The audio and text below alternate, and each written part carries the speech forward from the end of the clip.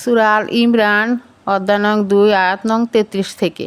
নিশ্চয়ই আল্লাহ আদমকে ও নূহকে এবং ইব্রাহিমের বংশধরগণকেও ও ইমরানের বংশধরগণকেও বিশ্বজগতের উপর মনোনীত করেছেন।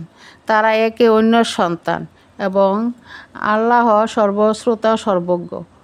যখন ইমরানের স্ত্রী বলল, হে আমার প্রভু, নিশ্চয়ই আমার গর্ভে যা রয়েছে তা আমি মুক্ত করে আপনার উদ্দেশ্যে উৎসর্গ করলাম, সুতরাং আপনি আমার পক্ষ থেকে তা কবুল করুন। নিশ্চয়ই আপনি সর্বশ্রোতা ও সর্বজ্ঞ। এরপর যখন সে তা প্রসব করল তখন বলল, হে আমার প্রভু, আমি তো কন্যা সন্তান প্রসব করেছি এবং সে যা প্রসব করেছে তা আল্লাহ অধিক অবগত আছেন এবং ওই পুত্র এই কন্যার সমকক্ষ নয়।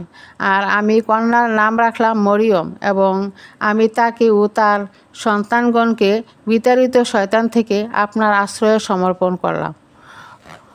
অর্থাৎ আল ইমরানের অর্থ ইমরানের বংশধর। এই সূরা 33 নম্বর আয়াতে আল ইমরান বিষয়ে আলোচনা রয়েছে। এ থেকে এটিকে সূরার নাম হিসাবে গ্রহণ করা হয়েছে। আয়াতের তাৎপর্য এই যে মানুষের মধ্যে সত্যকে অস্বীকারী কাফের মুশরিকরা যত অসংখ্য উপাস্য ইলাহ ও মাবুদ কিংবা অভিভাবক তৈরি করুক না কেন, আসলে সার্বভৌম ক্ষমতা, প্রতিপত্তি, শাসন, কর্তৃত্ব নিরঙ্কুশভাবে একমাত্র আল্লাহর হাতে নিবদ্ধ। তাকে কেউ জীবন দান করেননি, বরং নিজস্ব জীবনী শক্তিতে তিনি স্বয়ং জীবিত। তার শক্তির উপর নির্ভর করে গড়ে উঠেছে সমগ্র বিশ্বজগতের সকল ব্যবস্থাপনা। নিজের তৈরি বিশাল সীমাহীন রাজ্যের যাবতীয় শাসন, কর্তৃত্ব ও ক্ষমতা একচ্ছত্র মালিক তিনি একাই। তার গুণাবলী, ক্ষমতা, কর্তৃত্ব ও অধিকারের দ্বিতীয় কোনো সত্তার অংশীদারিত্ব নেই।